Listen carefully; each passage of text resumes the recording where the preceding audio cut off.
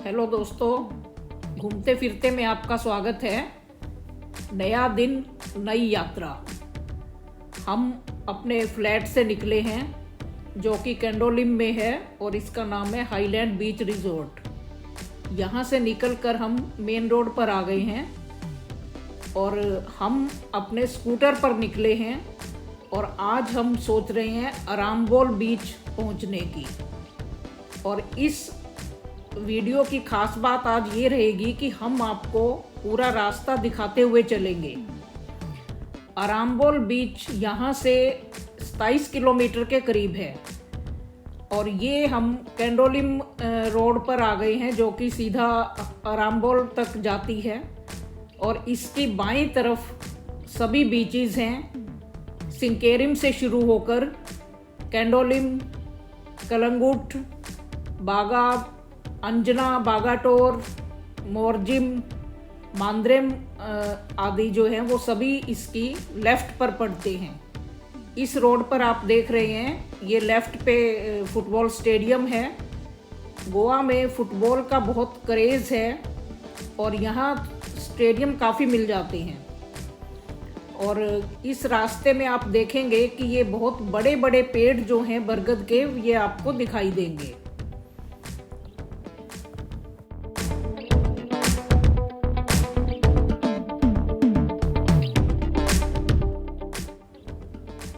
कैंडोलिम का ये एरिया काफ़ी पॉश एरिया माना जाता है और नॉर्थ में पड़ता है। नॉर्थ में टूरिस्ट सबसे ज़्यादा पहुंचते हैं और काफ़ी ये भीड़ भाड़ भरा इलाका होता है।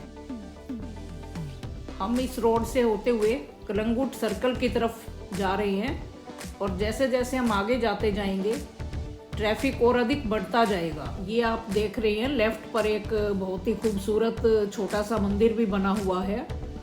और आगे हम जा रहे हैं, ये एक कहना नाम से एक रेस्टोरेंट है जो कि सब तरह का खाना यहाँ मिलता है। आगे ग्रेटे पंजाब है।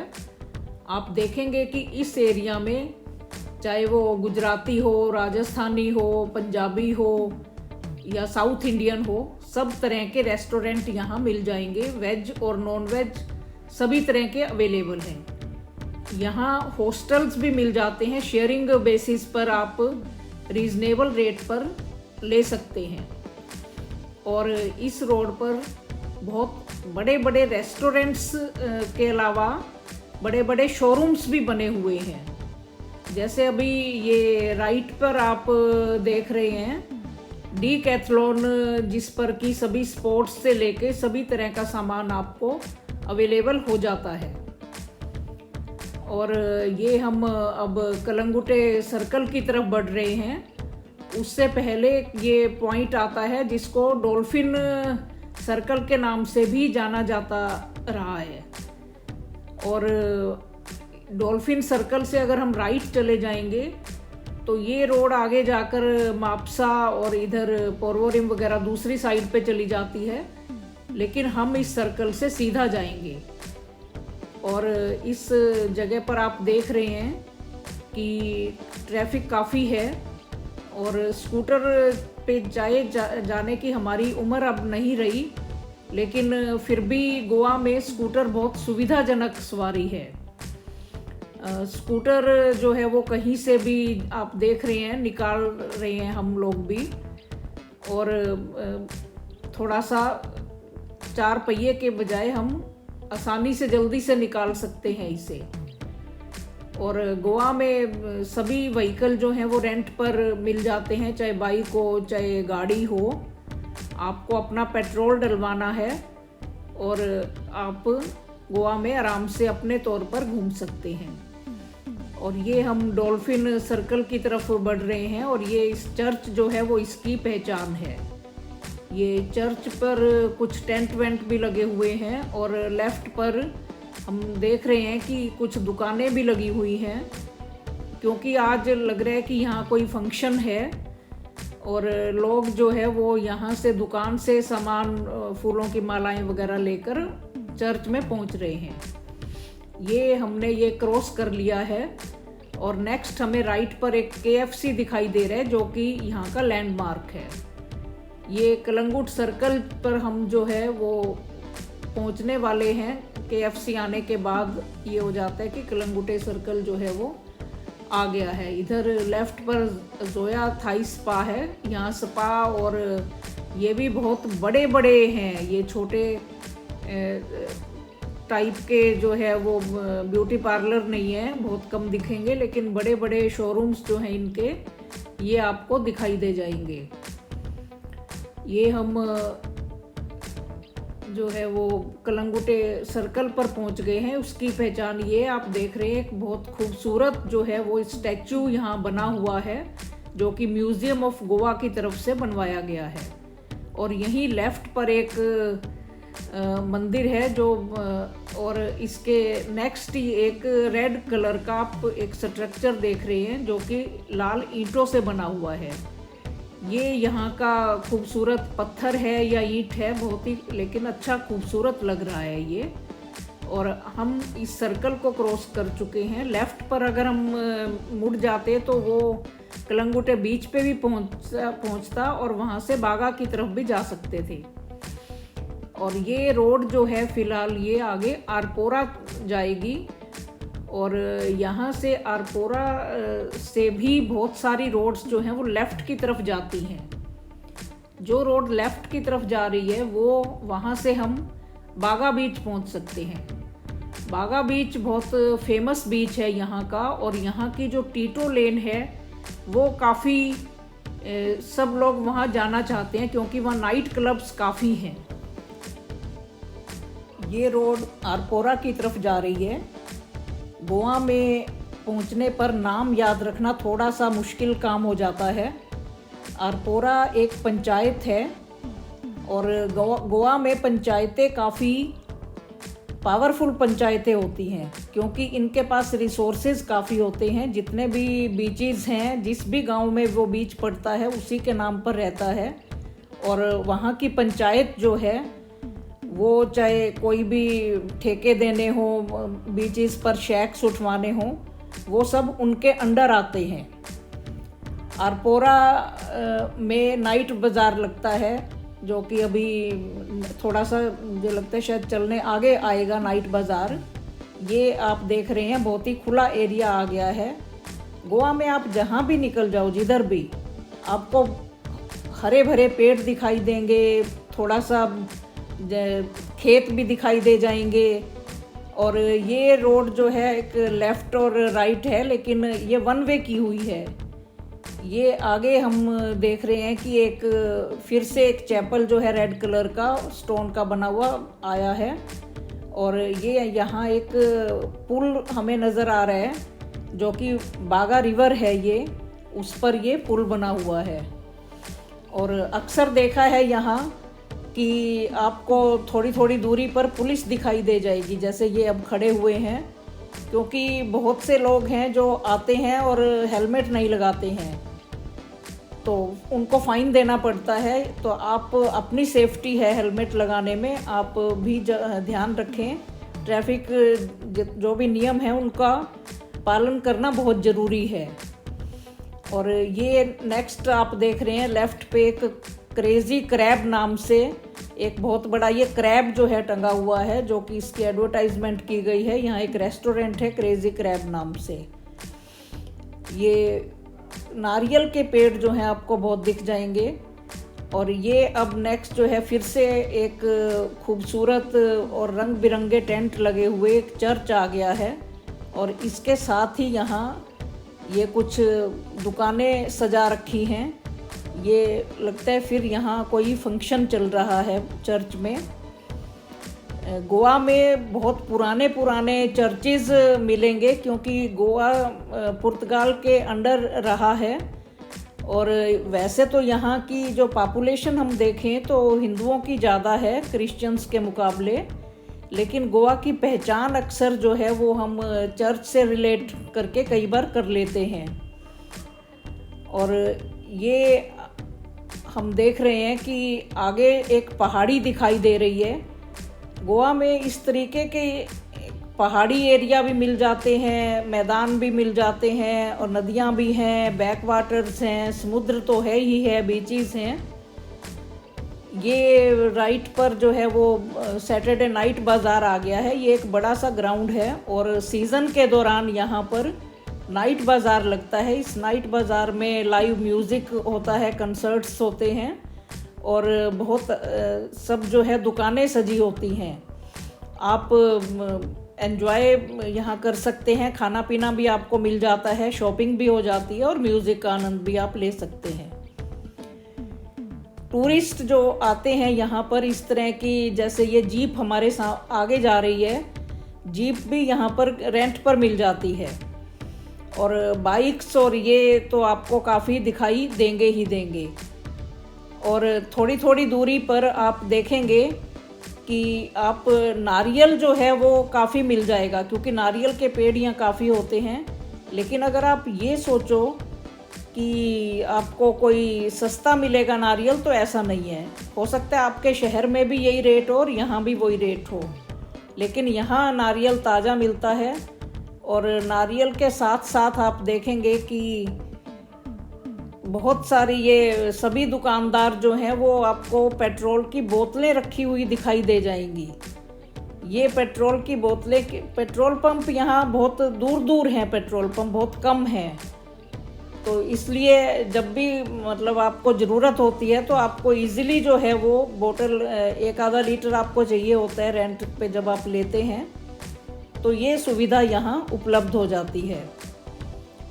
ये हम आगे चल रहे हैं, पहाड़ी की तरफ है। अभी हम ये आरपोरा से निकल रहे हैं और यहाँ से अब हम आगे जाएंगे लेफ़्ट की तरफ, तो ये अंजना को एक रास्ता चला जाता है, अंजना बीच की तरफ, जो कि एक बहुत ही यहाँ का भीड़ भाड़ भरा तो नहीं कह सकते, लेकिन अच्छा बीच है ये, पहाड़ी उसकी अलग ही पहचान है।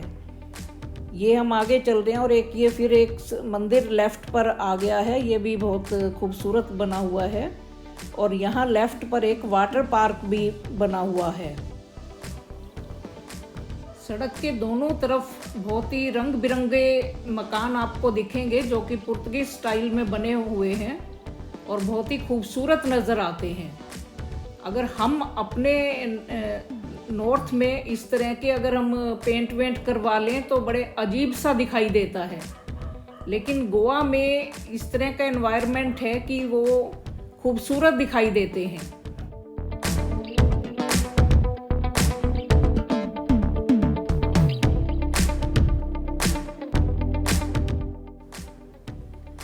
ये लेफ्ट पर पेट्रोल पंप दिखाई दे रहे हैं, हमें भी पेट्रोल भरवाना है।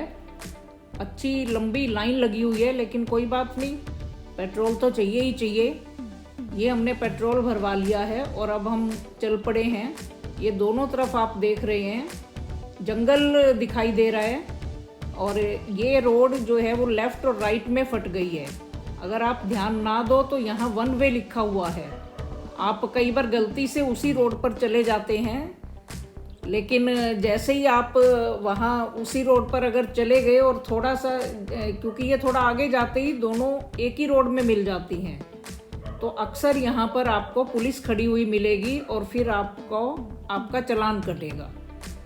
तो गोवा में ये चलाते हुए खास ध्यान देने की बात होती है कि यहाँ के जो ट्रैफिक रूल्स हैं वो आप फॉलो करें।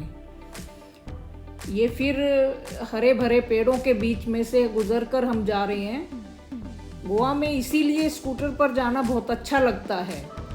आपको हवा भी मिलती रहती है, आपको नज़ारे भी आप अच्छे सुंदर सुंदर दिखाई देते रहते हैं आपको।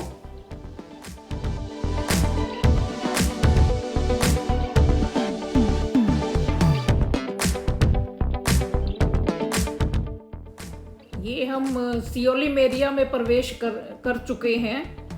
सियोलिम भी यहाँ की एक बड़ी पंचायत है और इस रोड पर अभी हम आगे चल रहे हैं, जो कि एक हमें चर्च दिखाई दे रही है। ये सियोलिम की मेन चर्च मानी जाती है और इसमें मॉनसून के दौरान यहाँ एक बहुत बड़ा फेस्टिवल ऑर्गेनाइज किया जाता है, जिसको कि साओ जाओ कहा जाता है। Sao Joao means Saint John the Baptist, उनकी याद में ये मनाया जाता है और पूरी की पूरी कम्युनिटी जो है वो इसमें इन्वॉल्व होती है। हेडबैंड्स लगाते हैं जो कि पत्तों से, फूलों से सजे हुए होते हैं। और चाहे बारिश हो रही हो, यहाँ पूरे फंक्शन में जो है सब नाच रहे होते हैं, ईट मैरी एंड बी हैप्पी। और ये जो आपको नदी दिखाई दे रही है, इस नदी में नावों को सजाकर उनका कंपटीशन करवाया जाता है और फिर उन्हें प्राइज दिया जाता है। ये गोवा में इस तरीके के कार्निवल जो है, फेस्टिवल्स होते रहते हैं जिनका आप आनंद ले सकते हैं। और ये हम सियोलिम में ही अभी चल रहे हैं और दोनों तरफ आप देख रहे हैं घने पेड़ हैं, नारियल के पेड़ हैं यहाँ। और इस रोड पर ट्रैफिक भी हमें काफ़ी दिखाई दे रहा है। ये हमें राइट पर जो रोड गई है उस पर नहीं जाना है, लेफ्ट पर रोड पर हम आ गए हैं अभी। और इस रोड पर अभी हम चलते हुए सियोलिम में ही चल रहे हैं। हम चलते हुए अभी दोनों तरफ फिर हमें वही जो है वो यहाँ के खूबसूरत मकान दिखाई दे रहे हैं। और पेड़ों के तो कहना ही क्या है, वो तो लगातार पेड़ तो हमें गोवा में मिलेंगे ही मिलेंगे। बस स्टॉप नज़र आ रहा है और अब ये हम सियोलिम की मार्केट में प्रवेश कर गए हैं। ये थोड़ी थोड़ी दूरी पर हर एरिया की अपनी मार्केट्स हैं जिनमें सभी ज़रूरत का सामान मिल जाता है।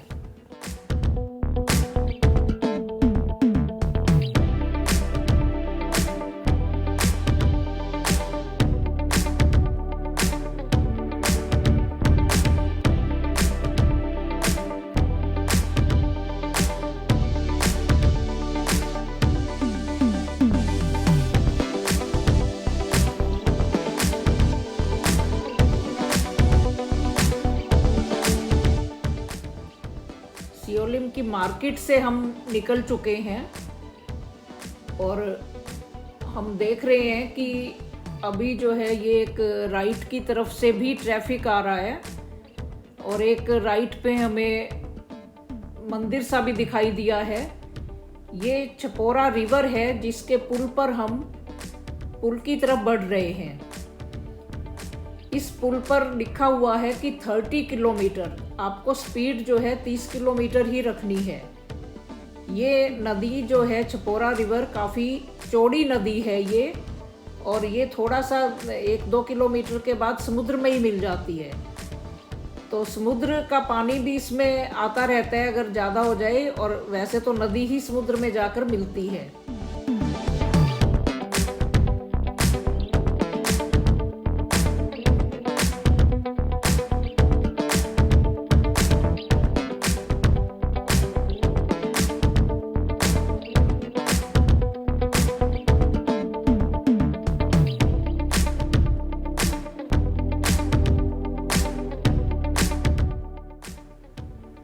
ये हमने पुल क्रॉस कर लिया है। लेफ्ट पे अगर हम मुड़ते हैं तो मांद्रेम बीच की तरफ हम पहुंच सकते हैं। मांद्रेम अश्विन बीच इस साइड पे आते हैं, लेकिन हमें आम्बोल की तरफ जाना है जो कि हम सीधा जाएंगे। वैसे तो ये मांद्रेम और यहाँ से भी हम आम्बोल पहुंच सकते हैं, लेकिन क्योंकि ये मेन रोड जो इस पर हम चल रहे हैं ये काफ़ी चौड़ी रोड है और इस पर अब हम लेफ्ट की बजाय हम सीधा ही इसलिए जा रहे हैं, जो कि आरामबोल हरमल जिसको बोला जाता है हरमल गांव, उसकी तरफ हम जा रहे हैं। ये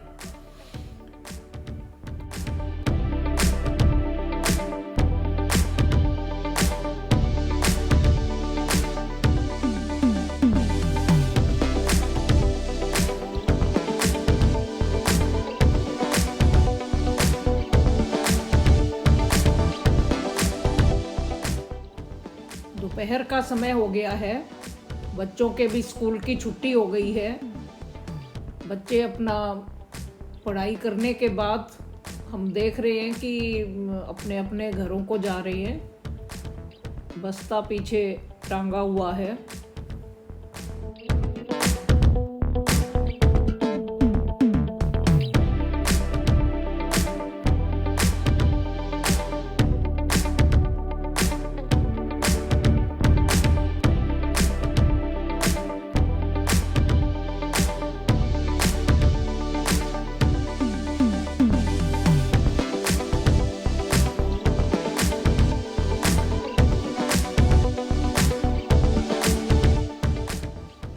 ये हरमल गांव का बोर्ड लगा हुआ है। लेफ्ट की तरफ हम हरमल की तरफ मुड़ रहे हैं। इस रोड पर हम आ गए हैं और इस रोड पर जब हम आगे जाएंगे तो मांद्रेम बीच आएगा और उसके बाद अराम्बोल बीच आएगा। इस रोड पर ये काफ़ी चौड़ी रोड है जो आगे महाराष्ट्र में चली जाती है और इसमें ये पूरा पहाड़ी एरिया हमें नज़र आ रहा है। ये दोनों तरफ पहाड़ी है और ऐसे लग रहा है जैसे पहाड़ी को काट कर उसके बीच में से सड़क निकाल दी गई हो। ये बड़ा ही खूबसूरत इलाका है।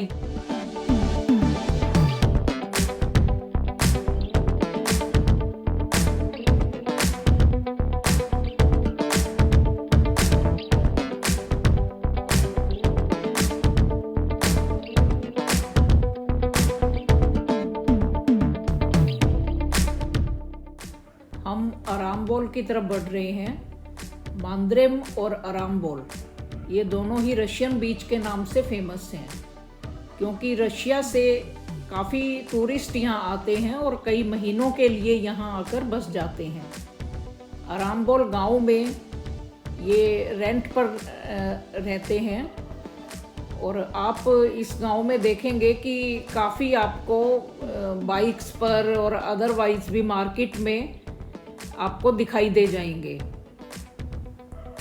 अराम्बोल बीच तक पहुंचने के वैसे तो कई रास्ते हैं। ये चहल पहल देखकर लग रहा है ये हम अराम्बोल बीच की तरफ ही बढ़ रहे हैं। ये अराम्बोल की पार्किंग है जहां हम पहुंच गए हैं।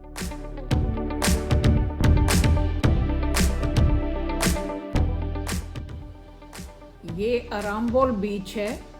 आप हमारी अन्य वीडियो में इसके बारे में देख सकते हैं। Thank you.